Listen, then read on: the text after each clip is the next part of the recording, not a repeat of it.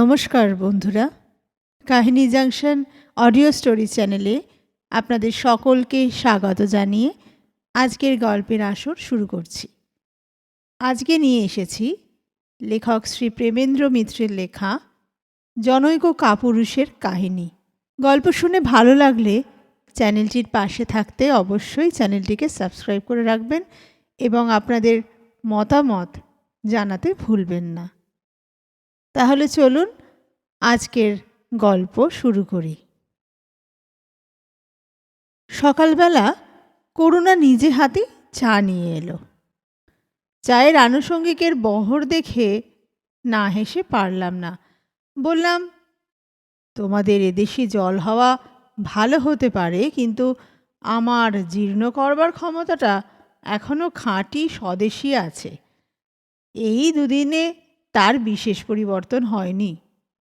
উত্তরে শুধু একটু হেসে প্লেটগুলো টেবিলের ওপর সাজিয়ে করুণা চলে যাওয়ার উপক্রম করতে আবার ডেকে বললাম, তুমি কি আমার সঙ্গে লৌকিকতা শুরু করে দিলে নাকি? বিমলবাবু লৌকিকতা করলে না হয় বুঝতাম, কিন্তু কথার মাঝখানেই করুণা বললে, বিমলবাবুর হয়েই যদি করি দোষ আছে কি? তারপর হেসে ঘর থেকে বেরিয়ে গেল। চায়ের পেয়ালা সামনে ঠান্ডা হতে লাগলো। অনেকক্ষণ চুপ করে বসে রইলাম। না, করুণার ব্যবহারটা মোটেই ভালো লাগছে না।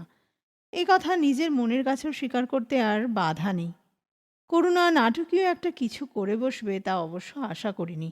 আশা কেন, সেটা রীতিমতো আশঙ্কার বিষয়ই ছিল। গোড়ায় তার সহজ স্বাভাবিকতায় তাই বুঝি আশ্বস্তই বোধ করেছি, কিন্তু মনের কোনো গোপন কোণে আহত অহংকার তারপর ধীরে ধীরে সাড়া দিতে শুরু করেছে। মনে হয়েছে এতটা হবার বুঝি দরকার ছিল না। সূর্য অস্ত গেছে যাক, কিন্তু তার বিলম্বিত রং পশ্চিমের মেঘে একটু লেগে থাকলে ক্ষতি কী ছিল? নাটকীয় না হয়ে করুণা অতিমাত্রায় কঠিন ও সংযত হয়ে উঠলে বুঝি সবচেয়ে খুশি হতাম। ধরা দেবার ভয়ে তার সেই সযত্ন সাবধানতায় আমার আত্মাভিমান সবচেয়ে বোধহয় তৃপ্ত হতো। কিন্তু করুণা নাটকীয় উচ্ছ্বাস বা কঠিন ঔদাসীন্য দুইয়ের কোনো দিকেই গেল না। তাতে আমার কিছু আসে যায় না, অনায়াসে এই কথাই ভাবতে পারতাম, এবং তাই ভাবাই ছিল উচিত। সত্যি, করুণার সঙ্গে দেখা হবার কোনো আশা বা আকাঙ্ক্ষা আমার তো ছিল না। তার সঙ্গে দেখা হবার কথাও নয়। বিশাল পৃথিবীর জনতায় এমন নিশ্চিহ্ন হয়ে আমরা হারিয়ে গেছিলাম যে কোনো দিন আবার পরস্পরকে খুঁজে পাওয়াই ছিল অভাবিত। কিন্তু সেই অভাবিত ব্যাপার যখন ঘটল তখন দেখলাম করুণাকে অনায়াসে ভুলে গেছি। যখন মনে করেছি তখনও সে আমায় ভুলতে পারে না। মনের এই গোপন গর্বটুকু ত্যাগ করতে পারেনি। এরকম একটা গর্ব থাকা খুব অস্বাভাবিক বোধহয় নয়। সেসব দিনের কথা একেবারে ভোলা তো যায় না। বিশেষ করে সেই একটি বিকেল। সারাদিন বাইরে অবিশ্রান্তভাবে বৃষ্টি পড়েছে। ইচ্ছে থাকলেও কোথাও আর বার হওয়া হয়নি। বিকেলে চাকর এসে খবর দিলে একটি মেয়ে দেখা করতে এসেছে। এই হোটেলে আমার সঙ্গে দেখা করতে একটি মেয়ে? প্রথমটা সত্যি একটু বিমূঢ় হয়ে গেছিলাম। চাকরের সঙ্গে করুণা যখন ঘরে এসে ঢুকল তখনও আমার মুখের বিস্ময় নিশ্চয় অত্যন্ত স্পষ্ট। চাকর চলে যাবার পর করুণা কাছে এগিয়ে এসে বললে, খুব আশ্চর্য হয়েছ না? তা একটু হয়েছি, কিন্তু তুমি যে একেবারে ভিজে গেছো। আমি সত্যি ব্যস্ত হয়ে উঠলাম। করুণা কাছের একটা চেয়ারে বসে বললে, বৃষ্টিতে বেরুলে ভিজতেই হয়, তোমায় ব্যস্ত হতে হবে না। তারপর হেসে উঠে বললে, ব্যস্ত হয়েই করবেই বা কি? তোমাদের এই নারী বিবর্জিত রাজ্যে মেয়েদের পোশাক পাবে কোথায়? শখের থিয়েটার পার্টিও নিশ্চয়ই তোমাদের নেই। একটু ভেবে বললাম, ওপরে 10 নম্বরে একজনেরা আছেন, স্বামী স্ত্রী। করুণা আবার হাসল। তাদের কাছে শাড়ি ব্লাউজ চাইতে যাবে? কি বলে চাইবে? হাসি থামিয়ে হঠাৎ গম্ভীর হয়ে বললে, তার চেয়ে ভিজে কাপড়েই আমি বেশ আছি, আমার অসুখ করবে না, ভয় নেই। অগত্যা তার পাশে গিয়ে বসলাম। আমি কোনো প্রশ্ন করবার আগেই সে আবার বললে, ভাবছ এমনভাবে এখানে আসার মানে কি, কেমন? এবারও কোনো উত্তর দিলাম না। করুণা খানিকক্ষণের জন্যে কেমন যেন অন্যমনস্ক হয়ে গেছে মনে হলো। তারপর সম্পূর্ণ রূপান্তর। এই দুর্বার আবেগ সে এতক্ষণ জোর করে ধরে রেখেছিল বুঝলাম। একেবারে আমার বুকের ওপর ঝাঁপিয়ে পড়ে সে ব্যাকুল স্বরে বললে, আমায় পাটনায় নিয়ে যাচ্ছে, মামা কাল চিঠি দিয়েছেন। বুঝতে কিছু পারলাম না এমন নয়, তবুও বেদনাময় সত্যটা যতক্ষণ সম্ভব অস্বীকার করে বললাম, তোমাদের কলেজের তো ছুটি হচ্ছে। করুণা আরও ব্যাকুল স্বরে বললে, না না, তা নয়, তুমি বুঝতে পারছো না, এখানে আমায় আর রাখবে না, এই যাওয়া আমার শেষ। তার ঠান্ডা একটা হাত নিজের হাতের মধ্যে ধরে স্তব্ধ হয়ে বসে রইলাম। হ্যাঁ, বেদনা সেদিন আমার হৃদয়েও ছিল, কিন্তু করুণার উদ্বেল আবেগের তুলনায় সে বুঝি কিছু নয়। আমার ভালোবাসার মধ্যে সে উদ্দামতা ছিল না যা ভাগ্যের বাধার বিরুদ্ধে উদ্ধত বিদ্রোহ করতে পারে। কিন্তু করুণা খানিক বাদে অশ্রুসজল মুখ তুলে দৃঢ় স্বরে বললে, আমি যাব না, কিছুতেই যাব না। কেন যাব? কি উত্তরে কথা দেব ভেবে পেলাম না। মনের গভীরতায় হয়তো সেদিনই তার এই বিদ্রোহে আমার সায় ছিল না। তখনই আমি জানতাম যে এই বিদ্রোহ নিষ্ফল। কথাটা একটু ঘুরিয়ে দেবার চেষ্টায় বললাম, তুমি যা মনে করছো তা তো নাও হতে পারে করুণা, তুমি হয়তো মিছিমিছি ভয় পাচ্ছ। করুণা আবার অস্থির হয়ে উঠল। না না, আমি জানি জোর করে তাঁরা আমায় সেখানে বন্দি করে রাখতে চান। তাদের ধারণা এসব ছেলে মানুষই সারাবার তাই অব্যর্থ ওষুধ। একটু তিক্ত হাসি হাসল। তারপর আবার বললে, আমি কলেজ যাওয়ার নাম করে বেরিয়ে এসেছি। এখানে এসে তোমায় অসুবিধায় ফেলবার ইচ্ছে ছিল না, কিন্তু না এসে যে উপায় নেই। পিসিমার বাড়িতে তোমার যাওয়া তো প্রায় বন্ধ হয়েছে, সেখানে এসব কথা তোমায় জানাতেও পারতাম না। একটু থেমে করুণা আবার অস্থির হয়ে উঠল আবেগে। সত্যি কি আমায় নিয়ে যাবে জোর করে? কিছুই আমরা করতে পারবো না। সেদিন কি আশ্বাস, কি সান্ত্বনা দিয়ে করুণাকে তার পিসিমার বাড়ি রেখে এসেছিলাম, তার বিবরণের এখানে প্রয়োজন নেই।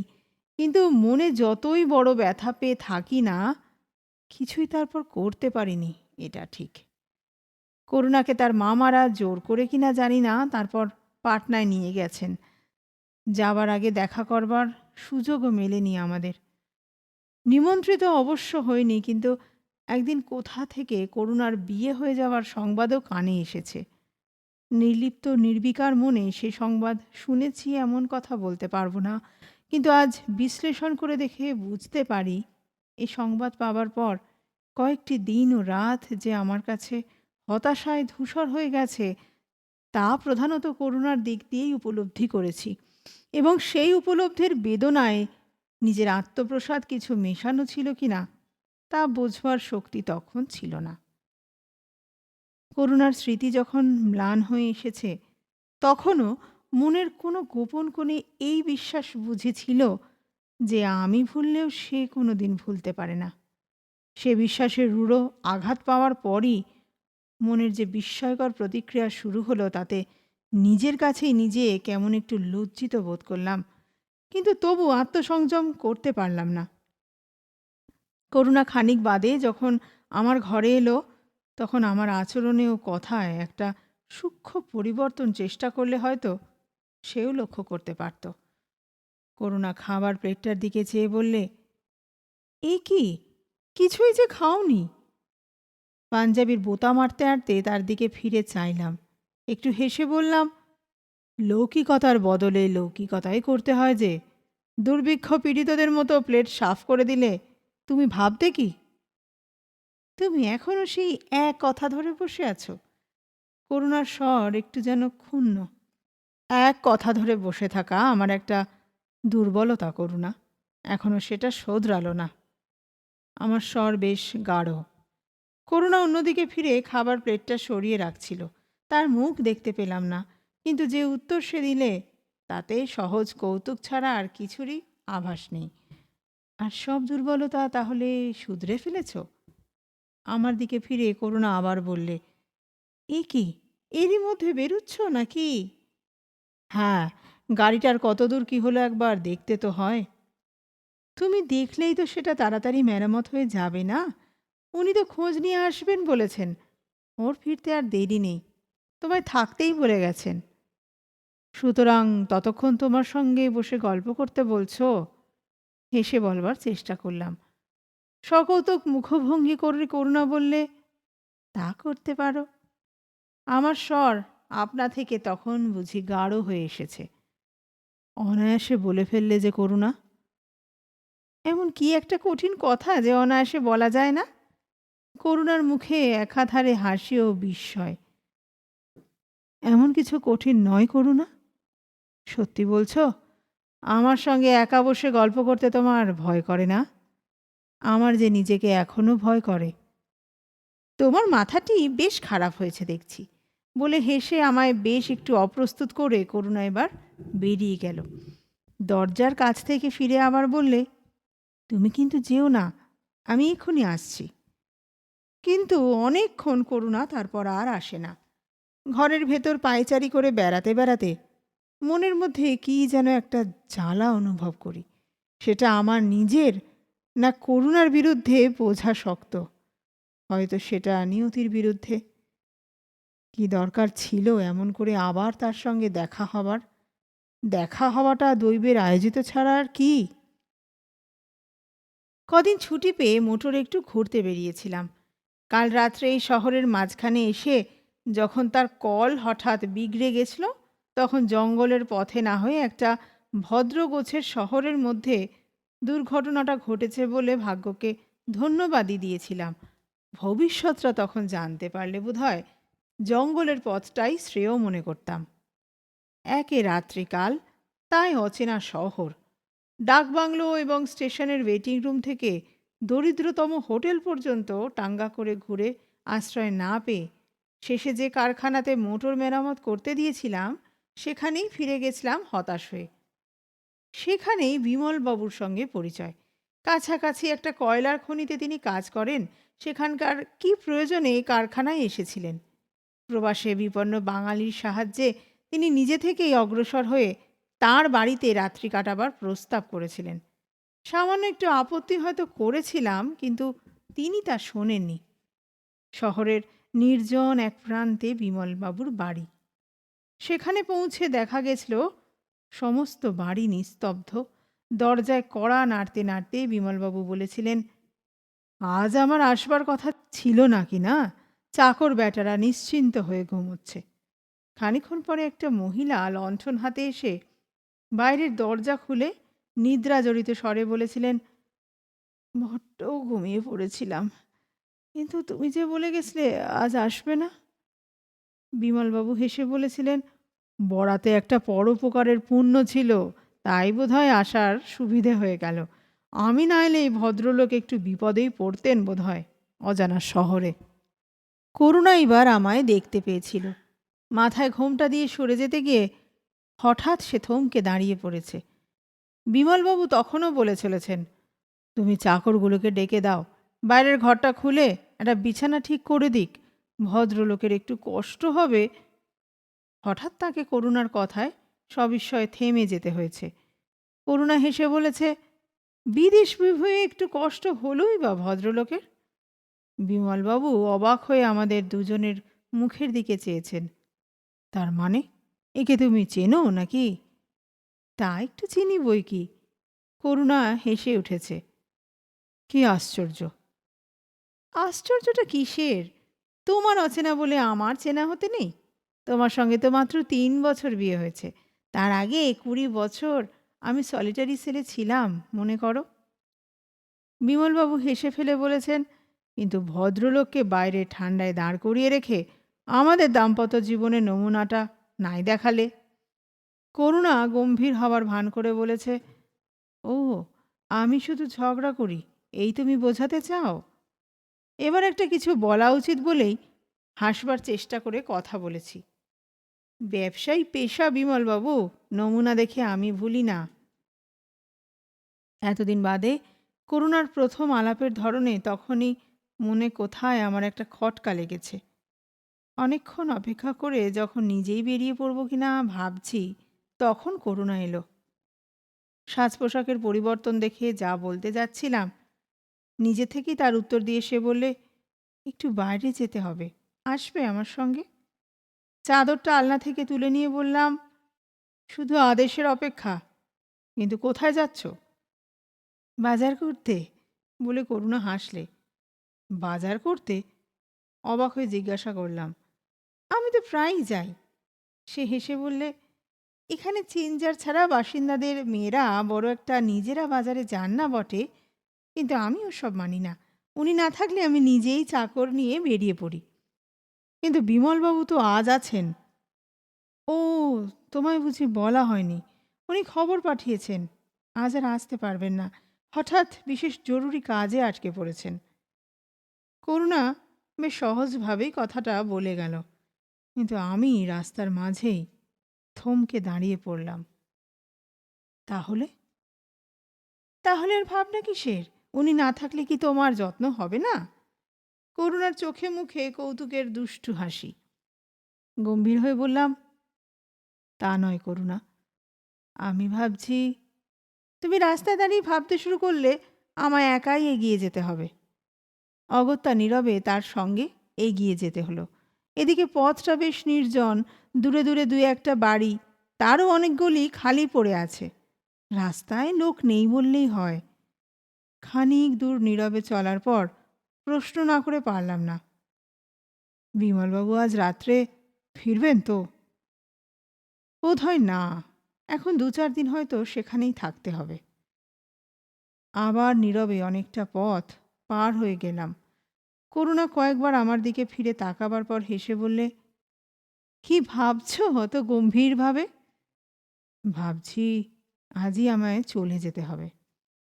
তোমার গাড়ি তো আজকের মধ্যে মেরামত হয়ে উঠবে না। গাড়ি এরা পরে পাঠিয়ে দেবেন খন। আমি ট্রেনেই যাব।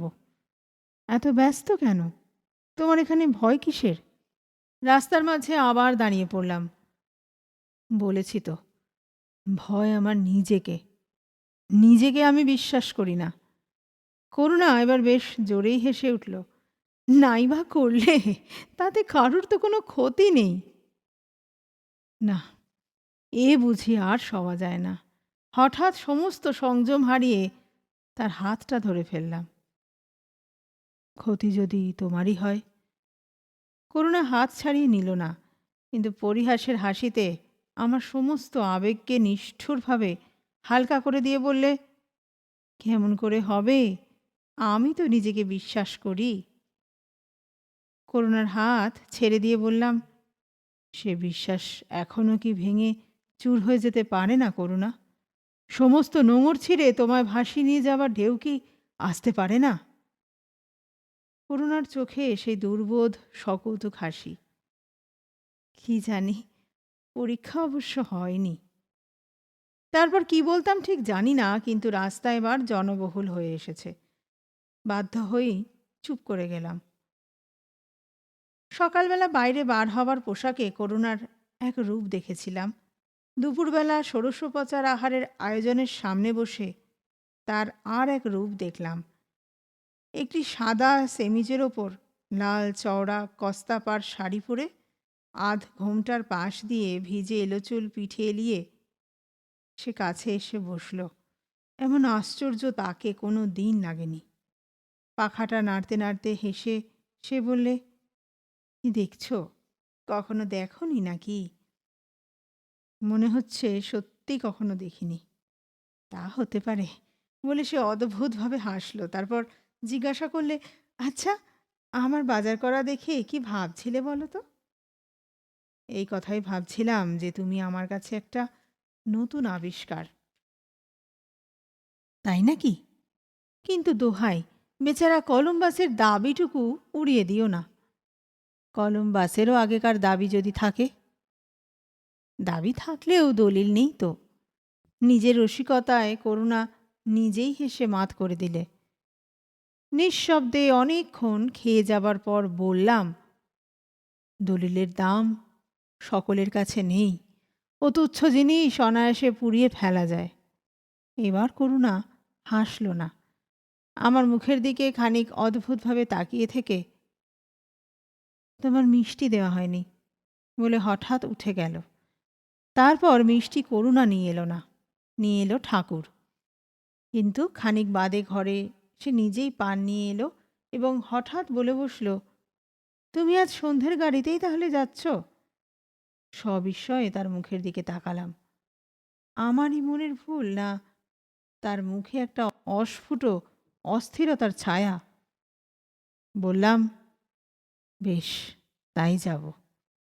বেশ তাই যাব মানে? আমি যেন তোমায় জোর করে পাঠিয়ে দিচ্ছি? আমি তো তোমায় থাকতেই বলছি, তুমি নিজেই তো যাবার জন্যে অস্থির হয়ে উঠলে তখন। গলার ঝাঁঝটা এবার লুকোবার নয়। হেসে বললাম, আমি কি তোমায় দোষ দিচ্ছি? আমার সত্যি না গেলে নয়। একটু যেন লজ্জিত হয়ে করুণা হাসবার চেষ্টা করে বললে, তা জানি, এমন জায়গায় তোমার মন টেকে। কিন্তু শোনো, সন্ধ্যায় ওই একটি ছাড়া আর গাড়ি নেই, তা জানো তো? ঠিক 6:30টায়, মনে থাকে যেন। গাড়ির সময় আমার মনে রাখবার প্রয়োজন ছিল না। বিকেল না হতেই জিনিসপত্র বাঁধিয়ে আমার মোটরের কারখানায় খবর দিতে পাঠিয়ে স্টেশনে যাবার গাড়ি ডাকিয়ে করুণা নিজেই সব বন্দোবস্ত করে ফেললে এবং স্টেশনে যাবার 15 মিনিটের পথ যেতে পাছে কোনো গোলমাল হয় বলে 1 ঘন্টা আগে আমায় গাড়িতে তুলে দিয়ে নিশ্চিন্ত হলো। এতক্ষণ আমার সঙ্গে বিশেষ কিছু বলবার অবসর তার মেলেনি। বাড়ি থেকে টাঙ্গায় উঠবার সময় সে কাছে এসে দাঁড়িয়ে বললে, তুমি আমায় কি ভাবছো কে জানে, যেন তোমায় বিদায় করতে পারলেই বাঁচি মনে হচ্ছে না? সেইটুকু ভেবেই যা কিছু সান্ত্বনা। করুণা হেসে উঠল। সান্ত্বনাটা এত সস্তা হলে আর সত্যিকার কিছু মেলে? টাঙাওয়ালার গাড়ি চালানোর শব্দে তার হাসির রেশ মিলিয়ে গেল। এই গল্পের শেষ ওইখানেই হলে ভালো হতো, কিন্তু তা হলো কই? স্টেশনে যখন পৌঁছালাম তখনও ট্রেনের অনেক দেরি। ওয়েটিং রুমে জিনিসপত্র রেখে এদিক ওদিক অকারণে ঘুরে বেরিয়েও সময় কাটাতে না পেরে তখন বইয়ের স্টলে এসে দাঁড়িয়ে কি কেনা যায় ভাবছি। হঠাৎ পাশে চোখ পড়ায় চমকে উঠলাম। এ কি করুণা, তুমি এখানে? ম্লান একটু হেসে বললে, এই এলাম। স্টেশনের শেডের আবছা আলোর দরুন না সত্যিই করুণাকে করুণাকে কেমন দুর্বল দেখাচ্ছে। স্টল থেকে একটু সরে গিয়ে জিজ্ঞাসা করলাম, আমি ঠিক বুঝতে পারছি না করুণা, হঠাৎ স্টেশনে আসার মানে? করুণা আবার হাসল, তারপর হঠাৎ গম্ভীর হয়ে বললে, দলিল পুড়িয়ে দিয়ে এলাম। খানিকক্ষণ সত্যি কিছু বুঝতে না পেরে তার দিকে বিমূঢ়ভাবে তাকিয়ে রইলাম। তারপর ব্যাকুলভাবে বললাম, কি বলছো করুণা? খুব অসম্ভব কি কিছু বলছি? সব নোঙর ভাসিয়ে নিয়ে যাবার মতো ঢেউ কি আসে না কখনো? করুণার স্বর ক্রমশ যেন গাঢ় হয়ে উঠল। আমার বুকের একেবারে কাছে এগিয়ে এসে চোখের দিকে চোখ তুলে সে বললে, তুমি আমায় নিয়ে যেতে পারো না? যাবে না নিয়ে, বলো? অত্যন্ত বিহ্বল হয়ে পড়লাম। আমি তোমায় নিয়ে কোথায় যাবে ভাবছো? যেখানে খুশি। কোনো কথা এবার মুখ দিয়ে বেরুলো না। মনের ভেতর শুধু একটা অস্থির আলোড়ন অনুভব করছি। তোমার অনেক অসুবিধা, অনেক লাঞ্ছনা সইতে হবে জানি, কিন্তু আমিও তো তারই জন্যে প্রস্তুত হয়ে সমস্ত লজ্জা নিন্দা মাথায় নিয়ে এসেছি। করুণা কাতরভাবে মুখের দিকে চেয়ে আছে। কি বলবো, কি এখন বলতে পারি? নির্বোধের মতো আমি তার রুদ্ধ বন্যার বাঁধ খুলে দিয়েছি, এখন তাকে কেমন করে ফিরিয়ে দেব? কিন্তু সব কথা তুমি বোধহয় ভালো করে ভেবে দেখনি করুণা, যে ঝড় এবার উঠবে তাকে তুমি পারবে সইতে? তার সঙ্গে যুঝতে যুঝতে ক্লান্ত হয়ে হয়তো আমরা পরস্পরকেই একদিন ঘৃণা করতে শুরু করব। করুণা তখনও আমার দিকে স্থির দৃষ্টিতে তাকিয়ে, কিন্তু ধীরে ধীরে, অত্যন্ত ধীরে ধীরে তার সমস্ত মুখ যেন বিদ্রূপের হাসিতে ভরে উঠল। তোমার মূল্যবান উপদেশের জন্য ধন্যবাদ। আর একটু হলেই নোঙর উপড়ে গেছিল আর কি। করুণা এবার সশব্দেই হেসে উঠল। অবাক হয়ে তার দিকে তাকালাম। সমস্তই কি তবে আমাকে বিদ্রূপ করবার জন্যে অভিনয়? করুণা সহজভাবে বললে, যাও, তোমার ট্রেন আসবার ঘণ্টা পড়েছে। আমার ট্রেনেরও বোধহয় দেরি নেই। তোমার ট্রেন? পিসিমারা কলকাতা থেকে আসছেন। তারা বাড়ি চেনেন না। উনিও নেই, তাই নিজেই এলাম নিয়ে যেতে। শুনে খুব হতাশ হলে বুঝি? কোনো কথা আর না বলে ওধারের প্ল্যাটফর্মে যাবার জন্যে ওভারব্রিজের দিকে অগ্রসর হলাম। করুণাকে শেষ যখন দেখতে পেলাম তখন স্টলের বইগুলোর দিকে সে ঝুঁকে পড়েছে। সত্যি পিসিমাদের নিয়ে যাবার জন্যে সে কি স্টেশনে এসেছিল? জীবনে কোনো দিন সে কথা জানা যাবে না।